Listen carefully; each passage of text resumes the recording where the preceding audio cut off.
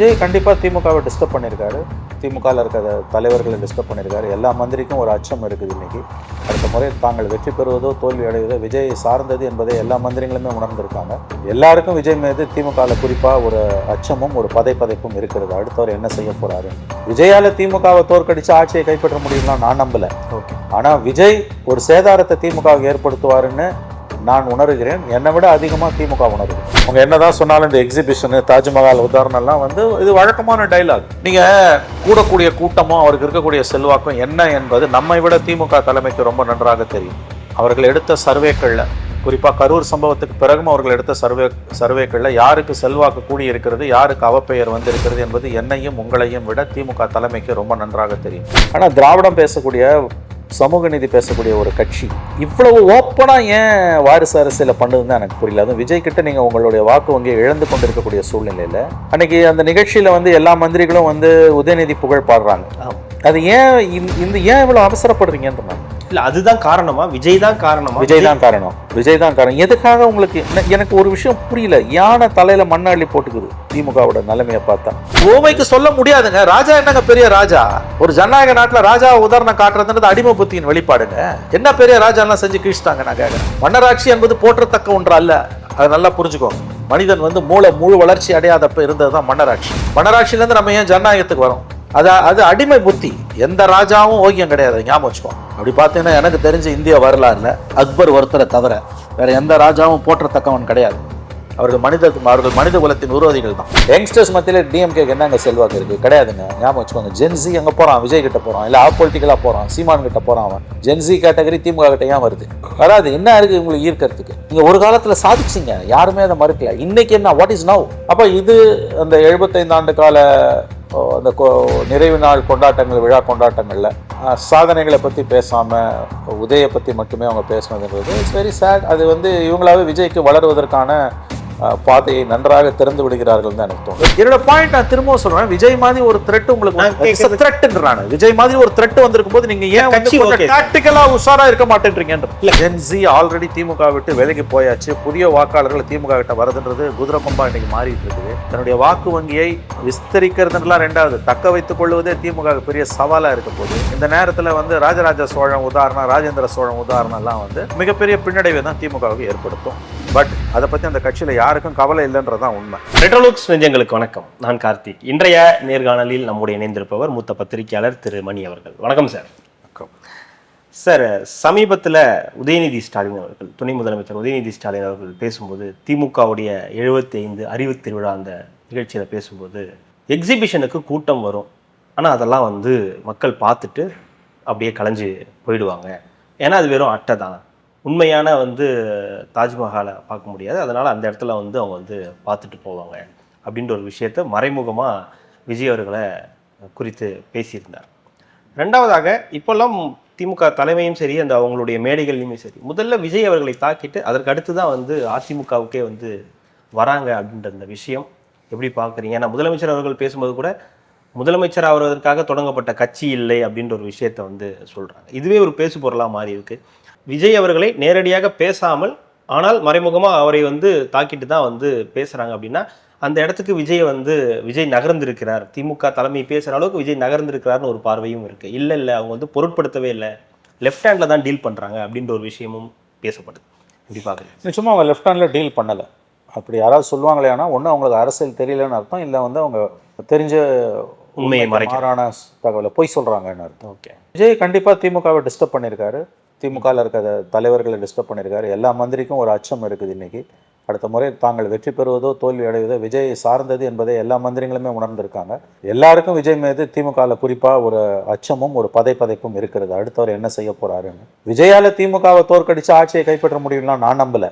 Okay, ஆனால் விஜய் ஒரு சேதாரத்தை திமுகவுக்கு ஏற்படுத்துவாருன்னு நான் உணர்கிறேன். என்னை விட அதிகமாக திமுக உணருது. நீங்கள் விஜய்க்கு கூடக்கூடிய கூட்டத்தை சாதாரணமாக எள்ளி நகையாடுவதோ ஒதுக்கி தள்ளுவதோ ஒரு, அதாவது எப்படி சொல்கிறது, ஒரு அறிவுள்ள ஒரு அரசியல் கட்சி செய்யக்கூடிய வேலை கிடையாது. திமுக அதை செய்யலை. ஆனால் எக்ஸிபிஷன் அந்த வார்த்தைகள் வருது. நான் சொல்கிறேன், அவங்க இன்னைக்கு பெயர் சொல்லாமல் விஜயை பேச ஆரம்பிச்சிருக்காங்க. அதுவும் திமுகவோட 75வது ஆண்டு விழாவில் விஜய் பற்றி துணை முதலமைச்சர், வருங்கால முதலமைச்சர் உதயநிதி பேசுகிறார். ஸ்டாலின் அவர்கள் முதலமைச்சர் பேசுறாருன்னா விஜய் வந்து அவங்கள கண்டிப்பாக டிஸ்டர்ப் பண்ணியிருக்காரு. அவங்க என்னதான் இல்லை என்று மறுத்தாலும் விஜய் விவகாரம் திமுகவை பாடாய்படுத்துகிறது என்பது உண்மை. விஜய் ஃபேக்டர் இல்லைன்னா அடுத்த முறை நம்ம ஜெயிப்பது ரொம்ப சுலபம் என்று அவர்கள் கனவு கண்டு கொண்டிருந்தார்கள். இன்று அந்த கனவில் மண் விழுந்திருக்கிறது. நான் மறுபடியும் சொல்றேன், திமுகவுக்கு 4 கார்னர் ஃபைட்ல ஒரு பெரிய அட்வான்டேஜ் இருக்கு. நான் அதை மறுக்கல. போட்டி 4 முனை போட்டியாக உருவாகும் பட்சத்தில், தட் இஸ் திமுக ஒரு அணி, அதிமுக ஒரு அணி, விஜய் சீமான் ஒரு அணி, விஜய் ஒரு அணினா கண்டிப்பாக வெற்றி வாய்ப்பு திமுகவுக்கு தான். அதில் மாற்று கருத்துக்கு இடமே இல்லை. பட் அவர் சேதாரத்தை ஏற்படுத்த முடியும் திமுகவுக்கு. எங்களுக்கு எந்த பாதிப்புமே இல்லைன்னா எதுக்காக நீங்கள் இவ்வளோ தூரம் பேசுறீங்க? உங்களோட ப்ராக்சிஸ், உங்களால் உருவாக்கப்பட்ட நபர்கள் சோஷியல் மீடியாவில் எதுக்கு விஜயை பற்றி அவ்வளவு வசைப்பாடுகிறார்கள்? துணை முதலமைச்சரே பெயர் சொல்லாமல் பேசுகிறாருன்னா அவங்கள அவர் பாதிச்சிருக்கார். பெயர் சொல்லி தான் பேசணும்னு அவசியம் இல்லை. முதலமைச்சர் பேசும்பொழுது முதலமைச்சர் பதவிக்காக இது உருவாக்கப்பட்டதில்லைன்னா நீங்கள் சொல்கிறது வந்து உங்களுடைய பரிதவிப்பின் அடையாளம் தான் நான் பார்க்குறேன். நிச்சயமாக விஜய் தவேகா திமுகவுக்கு ஒரு கலக்கத்தை கொடுத்துருக்கிறது, ஒரு பெரிய நெருக்கடி. அதாவது பெரிய நெருக்கடினா ஒரு தலைவலி, ஹெட்டேக்குன்னு அது கொடுத்துருக்குது. அது அவங்க அவ்வளோ சுலபமாக கடந்து போக முடியாது. அவங்க என்னதான் சொன்னாலும் இந்த எக்ஸிபிஷனு, தாஜ்மஹால் உதாரணம்லாம் வந்து இது வழக்கமான டைலாக். நீங்கள் கூடக்கூடிய கூட்டமும் அவருக்கு இருக்கக்கூடிய செல்வாக்கும் என்ன என்பது நம்மை விட திமுக தலைமைக்கு ரொம்ப நன்றாக தெரியும். அவர்கள் எடுத்த சர்வேக்களில், குறிப்பாக கரூர் சம்பவத்துக்கு பிறகும் அவர்கள் எடுத்த சர்வேக்களில் யாருக்கு செல்வாக்கு கூடி இருக்கிறது, யாருக்கு அவப்பெயர் வந்திருக்கிறது என்பது என்னையும் உங்களையும் விட திமுக தலைமைக்கு ரொம்ப நன்றாக தெரியும். ஆனால் உண்மையை அவர்கள் வெளியில் சொல்ல மறுக்கிறார்கள். அது ஒரு விதத்தில் புரிந்து கொள்ளக்கூடியது. தங்களுடைய பலவீனத்தை ஒரு மனிதன், ஒரு கட்சி, அதிகாரத்தில் இருக்கக்கூடிய ஒரு அமைப்பு கண்டிப்பாக அவங்க கட்சி அதை வெளியில் காமிச்சிக்க மாட்டாங்க. ஓகே, பட் இன்னும் அவங்களுக்கு தெரியும். இந்த அவங்க பிரஸ்தாபித்தது, பெயர் சொல்லாமல் பிரஸ்தாபித்தது, குறிப்பிட்டு பேசியது விஜய்க்கு கிடைத்த வெற்றி. விஜய் அவர்களுக்கு தூக்கமற்ற இரவுகளை, திராவிட முன்னேற்ற கழகத்திற்கும் அதனுடைய தலைமைக்கும் ஃபர்ஸ்ட் ஃபேமிலிக்கும் விஜய் தூக்கமற்ற இரவுகளை கொடுத்து கொண்டிருக்கிறார் என்பது உண்மை. நான் மறுபடியும் சொல்லுகிறேன், திமுகன்றது ஒரு ஆலமரம். 76 ஆண்டு கால மாபெரும் கட்சி. நம்முடைய ராஜ்நாத் சிங் அவர்கள் கலைஞர் நாணய வெளியீட்டு விழாவில் சொன்ன மாதிரி இந்தியாவில் 60களில் அவர் 49ன்னு சொல்லியிருக்கணும், 40களில் தவறாக சொல்லிட்டார். 60களில் தோன்றிய கட்சிகளில் உயிர்ப்புடன் இருக்கக்கூடிய ஒரே கட்சி திமுக தான். பிராந்திய கட்சிகள் இந்த 100க்கு 100 உண்மை. எவ்வளவோ வெற்றி தோல்விகளை கடந்து தான் வந்திருக்காங்க. அவங்களுக்கு ஃபிக்ஸடாக இந்த 25% ஆஃப் ஓட்ஸ் மினிமம் இருக்குது. அது நீங்கள் 30% வரைக்கும் கூட போயிருக்கலாம். அது ஒரு ஆலமரம். பட் விஜய் மாதிரியான ஒரு புது பிளேயரை பார்த்து அவங்க பயப்படுறாங்கன்றது ஆச்சரியமான விஷயம். ஏன்னா அவர் அந்த அளவுக்கு நெருக்கடியை கொடுக்குறாரு. பாரம்பரிய திமுக குடும்பங்கள்லேருந்து இன்றைக்கி விஜய்க்கு ஓட்டு சரமாரியாக போகுது. வெறும் 18 வயசு மட்டும் இல்லை, 18லேருந்து ஜென்சி கேட்டகரி மட்டும் இல்லை, எல்லா வயதினர் மத்தியிலும் பெண்கள் மத்தியிலுமே விஜய்க்கு ஒரு ஆதரவு இருக்குது. Vijay will be a disruptor. நான் மறுபடியும் சொல்லுகிறேன், விஜய் ஒரு வெற்றியாளராக, விக்டராக வர முடியாது. Vijay will be a disruptor. Vijay will be a spoil sport. திமுகவின் வெற்றியை அவர் சிதைக்க முடியும், கட்டையை போட முடியும் திமுக வெற்றிக்கு. ஆனால் விஜய் வெற்றி பெற முடியாது. பாத்தியதை திமுக அதிகம் என்பதால் அவர்கள் அஞ்சுகிறார்கள். நேரடியாக பெயர் சொல்லாமல் விஜய் பற்றி பேசுகிறார்கள். திமுகவின் 75வது ஆண்டு முடிவு விழா, 75வது ஆண்டு நிறைவு கொண்டாட்டங்களில் துணை முதலமைச்சர், அடுத்த முதலமைச்சராக போகிறவர் வாரிசு, அவரும் முதலமைச்சரும் பெயர் சொல்லாமல் விஜயை பற்றி பேசியது விஜயின் வெற்றிக்கான ஒரு சிறந்ததொரு அறிகுறி என்று நான் பார்க்கிறேன். வாரிசு அரசியல் தொடர்ந்து நம்ம அதை பற்றி நிறைய பேசியிருக்கோம். நீங்களும் ஒவ்வொரு பேட்டியிலுமே பேசிக்கிட்டு இருக்கீங்க. அதுலேயும் குறிப்பாக அந்த மன்னராட்சி அப்படின்ற ஒரு விஷயம் வந்து இந்த தாவேக்கா உள்ள வந்ததுக்கப்புறம் மன்னராட்சி அப்படின்ற வார்த்தையை வந்து அதிகமாக பண்ணுறாங்க. அதுவும் ஆதவர்ஜனா போன்ற நபர்கள். அப்படின்ற இடத்துல இப்போது அதே ராஜராஜ சோழன், ராஜேந்திர சோழன் அப்படின்ற ஒரு வார்த்தையை மூத்த அமைச்சர் துரைமுருகன் அவர்கள் உதயநிதிக்கு பயன்படுத்துகிறார். அப்படின்னும் போது டிக்ளேர் பண்ணுறாங்களா, இவர் தான் அடுத்து, எல்லாருக்கும் தெரிந்த விஷயம் தான், ஆனால் இதை ஓப்பனாக நாங்கள் டிக்ளேர் பண்ணுறோன்ற ஒரு இடத்துக்கு திமுக நகர்ந்துட்டாங்க. எனக்கு ஒரு விஷயம் புரியல. அதாவது இன்னைக்கு விஜய்க்கு ஒரு ஆதரவு இருக்குது, அதை யாரும் மறுக்க முடியாது. அந்த ஆதரவு தளத்தோட முக்கியமான அம்சங்களில் ஒன்று திமுகவில் இருக்கக்கூடிய வாரிசு அரசியல். தலைமையில் மட்டும் இல்லை, எல்லா மந்திரிகளோட பிள்ளையும் எம்பியாக இருக்கான், இல்லை எல்லா எம்பி பிள்ளைங்களும் மந்திரியாக இருக்கான், எல்லா மாவட்ட செயலாளர்களும் குறுநில மன்னர்களாக இருக்காங்க. இது திமுகவில் மட்டும் இல்லை, பெரும்பாலான கட்சிகள் இருக்குன்னு நீங்கள் சொன்னீங்கன்னா அது உண்மை. இப்போ அண்ணா திமுகவில் கொஞ்சம் குறைவாக இருக்குது. பாமக சின்ன கட்சியில் அப்பா, புள்ள, பொண்ணு எல்லாம் வந்தாச்சு. தேமுதிகவில் விஜயகாந்த் மறைவுக்கு பிறகு அவருடைய மனைவி, மைத்துனர், பிள்ளைங்க ஓப்பனாக வந்தாச்சு. இந்த பாஜக 1 or 2 அது உதாரணமாக சொல்ல முடியாது. ஓப்பனாக பிள்ளை எந்த திமுகலேருந்து வாரிசு அரசியல காரணமாக காமிச்சு வெளியில் வந்தாரோ வைகோ, அந்த வைகோ அவரோட மகனை கொண்டு அந்த கட்சியிலேருந்து மல்லை சத்யா போன்றவர்கள் தூக்கி அடிக்கப்பட்டிருக்கிறார். இந்திய அரசியல் முழுவதுமே வாரிசு அரசியலால் நிரம்பி வழிகிறதுன்னு நம்ம சொல்லலாம். அதில் சோனியா காந்தி 2004 சொன்ன மாதிரி காஷ்மீர்லேருந்து கன்னியாகுமரி வரைக்கும் Indian politics full of dynastic politics உண்மைதான். ஆனால் திராவிடம் பேசக்கூடிய சமூக நீதி பேசக்கூடிய ஒரு கட்சி இவ்வளவு ஓப்பனா ஏன் வாரிசு அரசியல பண்ணுதுன்னு தான் எனக்கு புரியல. அதுவும் விஜய் கிட்ட நீங்க உங்களுடைய வாக்கு வங்கியை இழந்து கொண்டிருக்கக்கூடிய சூழ்நிலையில அன்னைக்கு அந்த நிகழ்ச்சியில வந்து எல்லா மந்திரிகளும் வந்து உதயநிதி புகழ் பாடுறாங்க. அது ஏன் ஏன் இவ்வளவு அவசரப்படுறீங்கன்றாங்க. இல்ல அதுதான் காரணமா? விஜய் தான் காரணமா? விஜய் தான் காரணம். விஜய் தான் காரணம். எதுக்காக உங்களுக்கு எனக்கு ஒரு விஷயம் புரியல. யானை தலையில மண்ணை அள்ளி போட்டுக்குது திமுகவோட நிலைமையை பார்த்தா. தங்கந்தனர்ஸ் மாதிரி ஒரு கண்ணியமான மனிதர், திமுகவில் இருக்கக்கூடிய விரலோட்டை எண்ணக்கூடிய one of the decent ministers, அவரெல்லாம் போய் வந்து எதற்காக இந்த அளவுக்கு உதயநிதி புகழ் பாடணும்னு எனக்கு புரியல. நீங்க அடுத்த எம்பிசி அவங்க வந்து பாராளுமன்றத்துல பதவி ஏற்கும் போது அதாவது அந்த எல்லைக்கு போச்சுங்க. தயாநிதி பேர்ல சொல்லி எல்லாம் உறுதிமொழி ஏத்தாங்க. ஆக்சுவலா சட்டப்படியே தப்பு. அது ஒரு கட்டத்துல ஸ்பீக்கர் வார்ன் பண்ணார், நீங்க அதுல எழுதி கொடுத்த ஸ்கிரிப்டை தவிர வேற வெளியில போய் உறுதிமொழி எடுக்கக்கூடாதுன்னு சொன்னார். இது வரைக்கும் திமுக அப்படி பண்ணதே இல்லை. கடந்த காலங்களில் திமுக மக்களவை உறுப்பினர்கள் வந்து அல்லது மாநிலங்களவை உறுப்பினர்கள் உறுதிமொழி எடுக்கும் பொழுது அந்த ஸ்கிரிப்டை மட்டும்தான் படிப்பாங்களே வழி அதை தாண்டி வெளியில போனதில்லை. வெளியில கலைஞரை ஸ்டாலினை புகழ்வாங்க, அது வேற. மக்களவைக்குள்ள நாடாளுமன்றத்துக்குள்ள அவங்க அப்படிலாம் நடந்துகிட்டதே கிடையாது. இது ஏடிஎம்கே பாணி, புரட்சி தலைவி அம்மா மேல் ஆணையிட்டு கூறுகிறேன்லாம் சொல்லுவாங்க.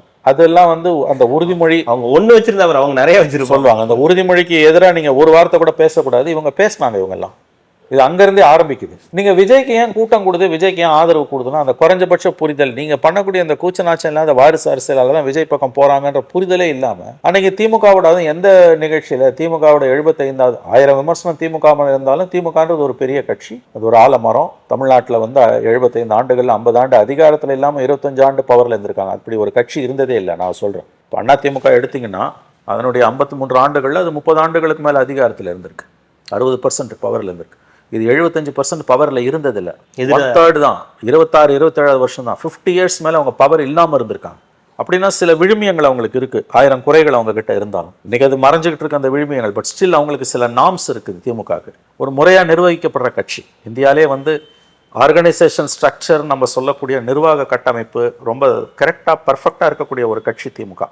ஓகே, வெளி மாநிலங்கள்ல வந்து ஸ்டடி பண்றாங்க அரசியல் மாணவர்கள், political science students, political parties வெளிநாடுகள்லேருந்து வெளி மாநிலங்கள்லேருந்து வந்து திமுக ஸ்டடி பண்ணுறாங்க. அதெல்லாம் உண்மை. அப்படி இருக்கும்பொழுது ஏன் வந்து இன்னைக்கு வந்து விஜய்னு ஒரு த்ரெட் உங்களுக்கு வந்திருக்குது, இன்னைக்கு ஒரு ஆபத்து வந்திருக்கும் பொழுது இவ்வளோ ஓப்பனாக போய் வந்து நீங்கள் உதயநிதி புகழ் பாடுறதும் உங்களை நீங்களே வந்து இல்லை நீங்கள் எப்படி சொல்கிறது குறைச்சிக்குமா, ஏன் நீங்கள் இப்படி நடந்துக்கிறீங்கன்னு எனக்கு போல. துரைமுருகன் ஸ்பீச் வந்து அபத்தத்தின் உச்சம். இல்லை நீங்கள் நிறைய தடவை சொல்லியிருக்கீங்க, விஜயா உதயநிதியான்னு வரும்போது விஜய் தான் வந்து அந்த பேட்டில் லீடிங்ல இருப்பார். இல்லைங்க, அது பர்செப்ஷன் இல்லைங்க, அவரால் ஜெயிக்க முடியுமான்றது வேலை. அதுதான் கேட்குறேன். நான் கேட்குறது அந்த இமேஜ் இதில் வந்து விஜய் தான் வந்து முன்னணியில் இருப்பார் அப்படின்னா விஜய் வர்சஸ் ஸ்டாலின் தானே இருக்கணும். அதுதான் இப்போ விஜய் வர்சஸ் ஸ்டாலின் இருக்கும்போது ஸ்டாலினுக்கு தான் அட்வான்டேஜ். நீங்கள் எதுக்கு வந்து இவ்வளோ தூரம் வந்து அன்னைக்கு அதாவது ராஜேந்திர சோழன் ராஜராஜ சோழன் உதாரணத்தெல்லாம் துரைமுருகன் பேசுறது அபத்தத்தின் உச்சம் இல்லையா? மன்னராட்சியின் விழுமியங்களை ஒரு ஜனநாயகத்தில் நீங்கள் பேசுறீங்கன்னா நீங்கள் வந்து உங்கள் கட்சியை 1000 வருஷம் பின்னால கொண்டு போறீங்க.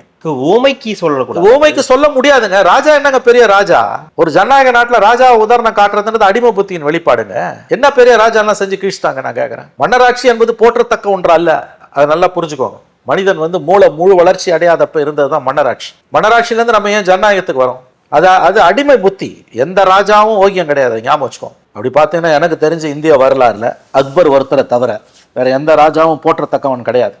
அவர்கள் மனித குலத்தின் விரோதிகள் தான். அவர்களால் கொல்லப்பட்டவர்களும் அவர்களால் நிகழ்ந்த துயரங்களும் ரொம்ப அதிகம். எல்லா ராஜாவையும் சேர்த்து தான் சொல்றேன், இந்த ராஜா அந்த ராஜாங்களை. எனவே அதை நம்ம பேச வேண்டியதில்லை, ஏன்னா நம்ம கடந்து வந்துட்டோம். ஓகே, வரலாறு அப்படிதான் நகருது முன்னால். அதனால அவன் நல்லவன் கெட்டவன் கூட பேச வேண்டிய அவசியம் நமக்கு இல்லை. அந்த உதாரணத்தை எடுத்துட்டு வருதுன்றது ரொம்ப ஆபத்தானது. நீங்க பின்னால கொண்டு போறீங்க, நீங்க வாரிசு அரசியல நிறுவுறீங்க. அந்த உதாரணம் ரொம்ப அவலமானது.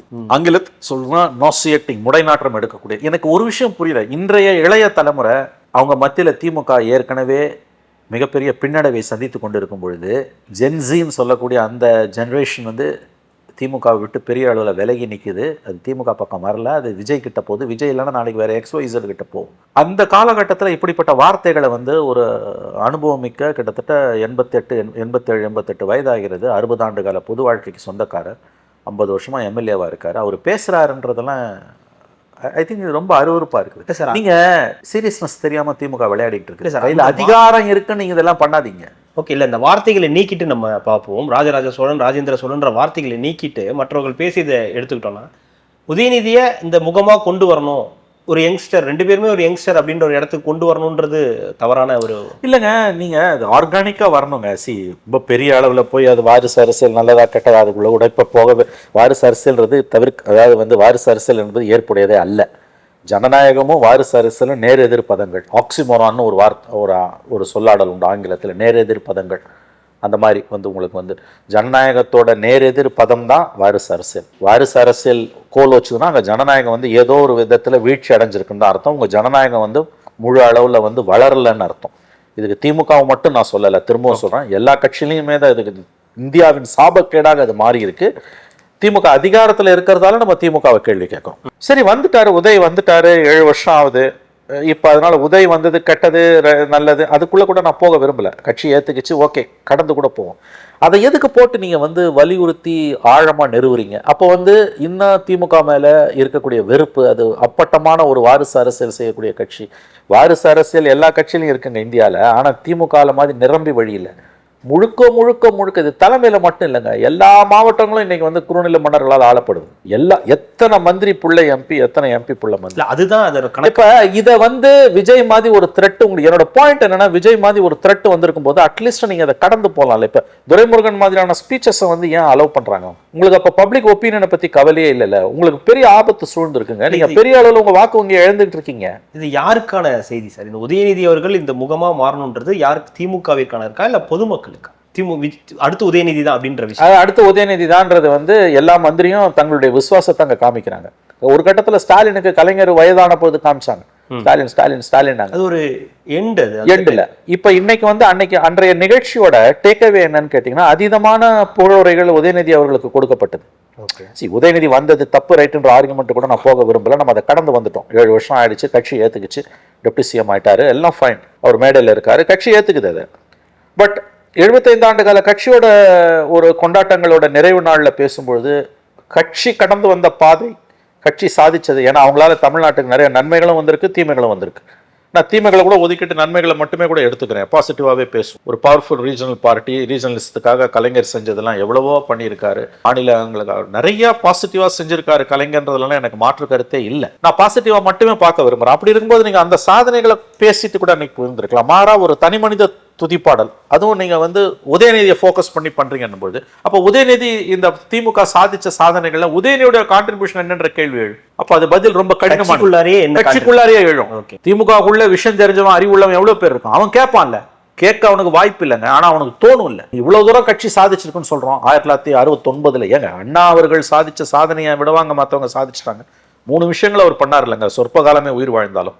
தமிழ்நாடுன்னு பெயர் வைத்தது, இருமொழி கொள்கை, சுயமரியாதை திருமணங்களுக்கான சட்ட அங்கீகாரம். எவ்வளோ பெரிய சாதனைங்க அது. யாராலையுமே அது இன்னைக்கு மார்க்சிஸ்டுகள் ஆண்ட 34 ஆண்டுகள் ஆண்ட மேற்கு வங்கத்தில் கூடங்க சுயமரியாதை திருமணங்களுக்கு வந்து சட்ட அங்கீகாரம் கிடையாது. ஹிந்து மேரேஜ் ஆக்ட் படி நீங்கள் சாலமனைஸ் பண்ணணும், ஐயர் வச்சு தாலி கட்டி அக்னி வளர்த்து அக்னி குண்டம் வளர்த்து தான் நீங்கள் பண்ணணும். ஆனால் அப்படி இல்லாமல் மாலை மாற்றிக்கிட்டு செய்யக்கூடிய ஹிந்து முறையிலான திருமணங்கள், ஹிந்து மேரேஜ் ஆக்ட்ல அந்த மேரேஜை ரெஜிஸ்டர் பண்ணி அதுக்கு சட்ட அங்கீகாரம் கொடுத்த சாதனை என்பது இன்றளவும் பேசப்படுற சாதனை. அதே மாதிரி வந்து தமிழ்நாடுன்னு பெயர் வைத்தது. 3வது வந்து இருமொழி கொள்கை. அந்த இருமொழி கொள்கையால் நமக்கு ஆங்கிலம் தக்க வைக்கப்பட்டது. அதனால தான் இன்னைக்கு மென்பொருள் துறையிலையும் கல்வியிலையும் நம்ம முன்னால போய் நிற்கும். அண்ணாவோட மிகப்பெரிய சாதனை. அதுக்கு பிறகு கலைஞர் அதை முன்னெடுத்துட்டு போனார், மிகப்பெரிய அளவில் முன்னெடுத்தார். ஏகப்பட்ட சாதனைகள் செய்யப்பட்டன, கல்வியிலையும் தொழில்துறையிலையும் நிறைய செஞ்சார், எவ்வளவோ செஞ்சார். நான் மறுத்தேன், குறைகள் இருக்கலாம், ஊழல் இருக்கலாம், லஞ்ச லாவண்யம் இருக்கலாம், தொடர்ச்சியாக முன்னெடுத்துட்டு போனாங்க. அதெல்லாம் நீங்க அன்னைக்கு பேசுனீங்களா? மாறா உதயநிதி புகழ மட்டுமே நீங்க பாடுறீங்க. நான் என்ன சொல்றேன், இது அடுத்த தலைமுறை கிட்ட என்ன மெசேஜ் அனுப்பும்? நீங்க செஞ்ச சாதனைகளை எல்லாம் கீழே வீழ்த்தி மறைச்சு இருட்டடிப்பு செஞ்சு ஒரு தனி மனிதனை தூக்கி நீங்க பண்ண சாதனைகளை சொல்லாம ஒரு இண்டிவிஜுவலை பத்தி பேசும்போது நீங்க உங்க தலையில மண்ணை அள்ளி போட்டுக்கிறீங்களேன்றதான் ஏன் கேள்வி. இல்லை சார், அவர் சொல்றாரு நம்மளுடைய வரலாறை படிங்க அப்படின்னு சொல்லி. உதயநிதி வந்து இப்போ அந்த மேடையிலேயே சொல்றாரு, நம்மளுடைய வரலாறுகளை படிங்க, திமுகவுடைய தலைவர்களை பற்றி அதிகம் தெரிஞ்சுக்கொள்ளுங்க அப்படின்றாரு. ஆனா அந்த மேடையிலே நீங்க சொல்ற மாதிரி உதயநிதியை பற்றி தான் அதிகமான. அப்ப என்ன இந்த மந்திரிங்க ஊருக்கு தான் உபதேசமா? நான் சொன்ன இப்ப இந்த விஷயங்களை எத்தனை மந்திரி அங்க பேசினாங்க? 67ல் அண்ணா அவர்கள் ஆட்சிக்கு வந்ததுல இருந்து, அதன் பிறகு வந்து கலைஞர் வந்ததுல இருந்து மத்தியில அதிகமா ஆட்சியில இருந்த பிராந்திய கட்சினா திமுக தான். எல்லா ஸ்ட்ரீம் ஆஃப் பொலிட்டிக்கல் தாட்லயும், அதாவது 3வது அணின்னு சொல்லக்கூடிய ஐக்கிய குஜரால் தேவேகவுடா விபி சிங்ல இருந்தாங்க, யூபிஏ காங்கிரஸ்ல 9 வருஷம் இருந்தாங்க, வலதுசாரி வாஜ்பாய் கிட்ட 5 வருஷம் இருந்தாங்க. அதுல வந்து குடும்பங்கள் போயிடுச்சுன்னு சொன்னா கூட தமிழ்நாட்டுக்கு எவ்வளவோ நன்மைகளையும் கொண்டு வந்தாங்க. நான் மறுக்கல. நிறைய செஞ்சாங்க தமிழ்நாட்டுக்குன்றதுல நான் மறுக்கல. பட் அதெல்லாம் நீ பேசாம உதயநிதியை பத்தி மட்டுமே அங்க பேசுறேன்னா, ஆல்ரெடி திமுக விட்டு விலகிக்கிட்டு இருக்க யங்ஸ்டர்ஸ் விஜய் பக்கம் போறவன், நீங்க இப்படி உதயநிதி புகழ் பாடும்போது இன்னும் அதிகமாக தான் விஜய் கிட்ட போய் நிற்பான். அப்ப நீ விஜயை வந்து அட்டடப்பா அட்டகத்தி அப்படின்லாம் சொன்னா அது எடுபட போறது இல்லை. அது யானை தலையில மண்ணள்ளி போட்டுக்கிறது. இது உச்சபட்சம் தான் வந்து துரைமுருகனோட பேச்சு. இல்ல கலைஞர் அவர்கள் வந்து ஸ்டாலின் அவர்களை கொண்டு வரதுக்கு ரொம்ப டைம் எடுத்துக்கிட்டாரு. அடிமட்டத்துல இருந்து கிராஜுவலா வந்தது ஒரு 30 வருடங்களுக்கு கிட்ட ஆச்சு அவர் அந்த இடத்துக்கு நகர்றதுக்கு அப்படின்னு. ஆனா ஸ்டாலின் அவர்கள் ஒரு 7-8 வருஷத்திலேயே இந்த அளவுக்கு துணை முதலமைச்சர் வரைக்கும் கொண்டு வந்துட்டார் அப்படின்னும் போது அதே மாதிரியான ஒரு டைம் வந்து உதயநிதிக்கு கொடுக்கணும்னு எதிர்பார்க்க முடியுமா? அதே 30 வருடங்கள் இல்லைங்க. நான் மறுபடியும் இந்த ஆர்குமெண்ட்டுகளோட ஸ்டாலின் 40 வருஷம் வெயிட் பண்ண மாதிரி உதயநிதி 40 வருஷம் வெயிட் பண்ணுமானா? வேணாம், வெயிட்லாம் பண்ண வேணாம். ஓகே, இப்போ இந்த ப்ராசஸ்க்குள்ள உதயநிதி வந்துட்டாருங்க. நான் உதயநிதியோட இருப்பை கொஸ்டின் பண்ணல. ஓகே, உதயநிதி ஏன் டெப்டி சிஎம் ஆனாரு, எல்லாத்தையும் இறக்கிடுங்க, அவர் பிடிங்கிடுங்க, வேறு எம்எல்ஏ இருக்கு அப்படின்னு நான் சொல்லல. அது முட்டாள்தனமானது. வந்துட்டாரு அவர். வந்த பிறகு நம்ம அவர் அக்செப்ட் பண்ணிக்கணும். ஓகே. பட் அந்த நிகழ்ச்சியில போய் ஏன் முன்னிறுத்துறீங்கன்ற நான். நீங்க பேச வேண்டியதை பேசாம தனிநபரை தூக்கி வச்சு பேசும்போது எலக்ட்ரலி இது உங்களுக்கு கொடுக்கக்கூடிய டிஸ்அட்வான்டேஜ் என்ன? ஆனா அதை பத்தி அவங்க கவலைப்படலங்க. தோத்தாலும் பரவாயில்ல, எங்களுக்கு உதயநிதி தலைமையில தோத்தாலும் பரவாயில்லன்ற முடிவுக்கு வந்துட்டாங்க. அந்த ஆபத்து அவங்களுக்கு தெரியலன்ற நான். இல்ல கலைஞர் அவர்கள் ஸ்டாலினை கொண்டு வரும்போது வாரிசு அரசியல்னு சொன்னதுக்கு அப்புறம் இப்ப எல்லாருமே வந்து ஸ்டாலினை ஏத்துக்க முடியும், உதயநிதி ஏத்துக்க முடியும். உதயநிதி ஏத்துப்பாங்க கொஞ்சம் இல்ல, ஃபியூச்சர்ல உதயநிதி அவள்தான் இப்பயே ஏத்துக்கிட்டாங்க. இனிமே என்ன இருக்கு உங்களுக்கு? பட் இதுக்கான இது நீங்க இப்படி எல்லாம் தொடர்ந்து ராஜராஜ சோழன், ராஜேந்திர சோழன் இந்த கதையெல்லாம் அளந்துன்னு போனீங்கன்னா அடுத்த எலெக்ஷன்ல உங்களுக்கு காட்டும். யங்ஸ்டர்ஸ் மத்தியில் டிஎம்கேக்கு என்ன அங்கே செல்வாக்கு இருக்குது? கிடையாதுங்க. ஞாபகம் வச்சுக்கோங்க. ஜென்சி அங்கே போகிறான், விஜய் கிட்ட போகிறான், இல்லை பொலிட்டிக்கலாக போகிறான், சீமான் கிட்ட போகிறான். அவன் ஜென்சி கேட்டகரி திமுக கிட்ட ஏன் வருது?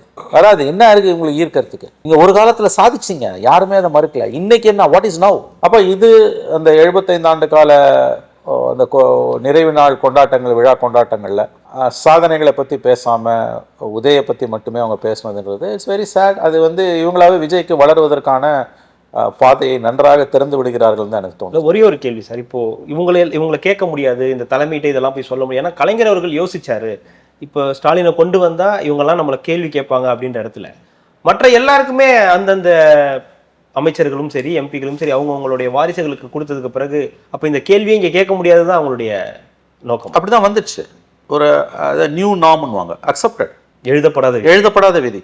இல்லாட்டி ஒரு கட்சியோட 75வது ஆண்டு விழான்றது ஒரு உண்மையிலேயே ஒரு சாதனை.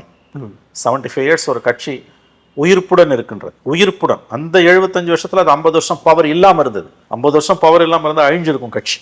பட் அது அழியல. அப்போ ஏதோ சில விழுமியங்கள் அந்த கட்சிக்கு இருக்கு. தமிழ்நாட்டு மக்களோட மண்ணோட ஒன்றி போன சில விழுமியங்கள் அந்த கட்சிக்கு இருக்கு. அந்த கட்சிக்கு ஒரு உயிர் இருக்குது. எவ்வளவு தோல்விகளுக்கு பிறகு அந்த கட்சி திரும்ப திரும்ப மீண்டு வந்திருக்குது. இன்னைக்கு அவங்க அதிகாரத்தில் இருக்காங்க, நிறைய சாதிச்சிருக்காங்க. குறைகள் இருந்தாலும் நிறைய ஸ்டாலின் கவர்மெண்ட்லேயும் நிறைய சாதனைகள் நிகழ்த்தப்பட்டிருக்கு. நான் அதெல்லாம் எதையுமே மறுக்கல. பட் அந்த பழம்பெருமை பேசி நீங்க வாழ முடியாது. இன்னைக்கு இருக்க பெரிய த்ரெட் விஜய் வந்திருக்காருன்னும் பொழுது நீங்க ஏன் உங்களை வந்து ரீஓரியன்ட் பண்ணிக்க மாட்டேன்றீங்க? ஒன்று. ரெண்டாவது, அந்த ஆண்டு விழாவின் கொண்டாட்டங்கள்ல வந்து ஒரு தனிநபரை பற்றி மட்டுமே நீங்கள் பேசுகிறீங்க அப்படின்றது ஏன் நீங்கள் இந்த தப்பு பண்ணுறீங்க? இது உங்களை எங்கேயும் இது வந்து நீங்கள் ஒவ்வொரு மந்திரியும் தான் பதவியை காப்பாற்றிக்கிறதுக்கு அடுத்த முதலமைச்சராக உதய் தான் வரப்போகிறார். அதனால் அவர்கிட்ட தங்களுடைய விசுவாசத்தை இப்பயே காட்டினோன்னு போட்டி போட்டுக்கிட்டு போய் நீங்கள் வந்து அந்த மேடையில் பேசுறதுன்றது வந்து மறுபடியும் சொல்லுகிறேன், அடுத்த தலைமுறையிடம் உங்கள் கட்சி போவதை பெரிய அளவில் தடுத்து கொண்டிருக்கிறது. தடுத்து விட்டது. In your own interest. ஆனால் அதை பற்றி அவங்க கவலை இல்லை. அவங்க உதயை வந்து மக்கள் ஏற்றுக்கிட்டாங்க, ஏற்றுக்காதவங்களும் கொஞ்ச நாளில் ஏற்றுப்பாங்கன்றாங்க. ஃபைன். பட் ரீஓரியன்ட் பண்ணணும் இல்லை, நீங்கள் அடுத்த கட்டங்களுக்கு போகணும் இல்லை. புதிய பிரச்சனைகள் இன்றைக்கி முளைச்சிக்கிட்டு இருக்குது. அதெல்லாம் எப்படி சமாளிக்க போகிறீங்க? நீங்கள் என்ன சொன்னீங்கன்னாலும் 26 தேர்தலில் விஜய் உங்களுக்கு ஒரு பெரிய ஹெட்டேக். அவர் ஜெயிக்க முடியாது, but will be a disruptor. Okay, பாத்தியதை உங்களுக்கு தான், நஷ்டம் உங்களுக்கு தான். விஜய்க்கு ஒன்றும் தோத்தா ஒன்றும் கிடையாது. இன்றைக்கி மோடி கவர்மெண்ட் டெல்லியில் இருக்குது, பவர் போச்சுன்னா உங்கள் கதை என்னன்றது எல்லாரையும் விட உங்களுக்கு நல்லா தெரியும். அப்படி இருக்கும்போது இந்த காரியங்களை ஏன் பண்ணுறீங்க? பட் அவங்க இதெல்லாம் கேட்க மாட்டாங்க கார்த்தி. ஓகே, அவங்க கடந்து போயிட்டாங்க. அவங்க அதெல்லாம் வந்து திமுக புத்தி சொல்றதுன்றது வந்து சரி. ஒரு அனுபவமின்மைன்ற ஒரு விஷயம் இருக்கு. ஒரு 7 வருடம் போதுமானதாக எடுத்துக்கலாமா? ஏன்னா இப்போ விஜய் அவர்களுக்கு வைக்கப்பட்ட கேள்வி உங்களுக்கு என்ன அனுபவம் இருக்கு, நீங்க அந்த கேள்வி உதயநிதிக்கும் பொருந்துங்க. அதுதான் கேட்குறேன். இப்போ உங்களுக்கு விஜய் அவர்களுக்கு ஒரு கேட்டகரியில உங்களுக்கு 1-2 வருஷம் தான் ஆகுது அனுபவமின்மை அப்படின்னா, ஒரு 7 வருடம் அவர் வந்து ஒரு இளைஞர் அணி செயலாளர், அப்புறம் எம்எல்ஏ, அதுக்கப்புறம் அமைச்சர், துணை முதலமைச்சர் போதுமானதா ஒரு கட்சியை வழிநடத்த தலைமைக்கு? இல்லைங்க, இது அதுக்கு ஒரு உதாரணம் சொல்றேன். ராஜீவ் காந்தி எப்படி வந்தார்? 1980 சஞ்சய் காந்தி விமான விபத்தில் இறந்து போறார். இந்திரா காந்தி மகனை கொண்டு வராங்க, பொதுச் செயலாளராக கொண்டு வராங்க. 84 82 அவரை பொதுச் செயலாளர் ஆக்குறாங்க எனக்கு தெரிஞ்சு. 84 இந்திரா காந்தி இறந்த உடனே எவ்வளோ சீனியர்ஸ் இருக்கும்போது ரஜினிகாந்தி பிரைம் மினிஸ்டர் ஆகிறார். ஓகே. 4 ஆண்டுகள்ல பிரதம மந்திரி, இதுவாது துணை முதலமைச்சர், 4 இயர்ஸ்ல பிரதம மந்திரி ஆனார். வரலாறுலே கிடையாது. அதன் பிறகு அவர் 5 ஆண்டுகள் பிரதமராக இருந்தார். துரதிருஷ்டவசமாக அவர் கொல்லப்பட்டார். அந்த அவருடைய அரசியல் வாழ்க்கை பார்த்தீங்கன்னா 10 வருடங்கள் தான். 10 வருடங்களில் வந்த 2 வருஷத்துல பிரைம் மினிஸ்டர், ஜோதி அணைஞ்சிடுச்சு, அவ்வளோதான். அது இந்திய அரசியல்ல இன்று ஏற்றுக்கொள்ளப்பட்ட ஒரு முடிவா மாறிடுச்சு. 7 ஆண்டுகள்ல துணை முதலமைச்சர்னா அந்த கேள்வியிலே பதில் இருக்குது. அதை பேசுறதுக்கு அர்த்தம் இல்லைன்ற நான் அதை கடந்து தான் நம்ம இனிமே போனோம். நானே ஒரு கட்டத்துல விமர்சனம் பண்ணேன். பட் எனக்கு அது இப்ப என்ன தோணுதுன்னா, ஃபைன், கட்சி ஏத்துக்குது. என்னோட பாயிண்ட் நான் திரும்பவும் சொல்றேன், விஜய் மாதிரி ஒரு த்ரெட் உங்களுக்கு த்ரெட்ன்றானு, விஜய் மாதிரி ஒரு த்ரெட் வந்திருக்கும் போது நீங்க ஏன் டாக்டிக்கலா உஷாரா இருக்க மாட்டேன்றீங்கன்ற. இல்ல, கட்சி ஓகே சார், கட்சி ஏத்துப்பாங்கன்றதுல எந்த டவுட்டும் கிடையாது. நான் பொதுமக்களின் அடிப்படையில் அது பொதுமக்கள் கேட்கும்போது உனக்கு அவரை விட 5 வருஷம் அதிக எக்ஸ்பீரியன்ஸ் இருக்கு, உனக்கு 2 வருஷம் தான் எக்ஸ்பீரியன்ஸ் இருக்குன்றது அது அவங்க என்ன முடிவு பண்றாங்க. இது அந்த 2 தனிநபர்கள் சார்ந்தது மட்டும் இல்ல, அந்த 2 கட்சிகள் சம்பந்தப்பட்டது. இப்ப உதய்க்கு திமுகன்ற ஒரு பெரிய ஆலமரம் பின்னால் நிற்குது. விஜய்க்கு தனி மனித வசீகரம், கவர்ச்சின்ற முறையில் அவர் உதயை விட கூட செல்வாக்கு இருக்கலாம். ஆனா அவருக்கு ஒரு பின்புலம் இல்லை. அந்த கட்சிக்கு என்ன கொள்கை இருக்குது, என்ன கோட்பாடு இருக்குது, அது எண்ட் ஆஃப் த டே அது ஒரு பெரிய ரோல் பிளே பண்ணும். அப்ப விஜய் ரெப்ரசன்ட் பண்ற அந்த கட்சிக்கும் இயக்கத்துக்கும் உதயநிதி ரெப்ரசன்ட் பண்ற இயக்கத்துக்குமான வேறுபாடை நம்ம புரிஞ்சுக்கணும். இங்க பேக்கப் இருக்கு, இங்க பேக்கப் இருக்கு. உதயநிதியோட குறைகளை கட்சி இட்டு நிரப்போம். விஜயோட குறைகளை யார் இட்டு நிரப்போம்? மக்கள் தான் இறுதி எஜமானர்கள். 26ல மக்கள் என்ன முடிவு பண்றாங்கன்றதை பொறுத்து. பட் துரைமுருகன் ஸ்பீச் எல்லாம் ரொம்ப ரொம்ப என்னை பொறுத்த வரைக்கும் இன்றைய இளைய தலைமுறையை பற்றிய புரிதலும் கவலையும் திமுக அறவே இல்லை. யானை தலையில மண்ணாண்டி போட்டுக்கிறது தான் துரைமுருகனோட ஸ்பீச். ஜென்சி ஆல்ரெடி திமுக விட்டு விலகி போயாச்சு. புதிய வாக்காளர்கள் திமுக கிட்ட வருதுன்றது குதிரை கொம்பா இன்னைக்கு மாறிட்டு இருக்குது. தன்னுடைய வாக்கு வங்கியை விஸ்தரிக்கிறதுலாம் 2வது, தக்க வைத்துக் கொள்வதே திமுக பெரிய சவாலா இருக்க போது. இந்த நேரத்துல ராஜராஜ சோழன் உதாரணம், ராஜேந்திர சோழன் உதாரணம் எல்லாம் மிகப்பெரிய பின்னடைவை தான் திமுகவுக்கு ஏற்படுத்தும். பட் அதை பத்தி அந்த கட்சியில யாருக்கும் கவலை இல்லைன்றதான் உண்மை. கண்டிப்பா சார். அடுத்த நிகழ்வுகளை தொடர்ந்து பேசலாம். மிக்க மகிழ்ச்சி. நன்றி.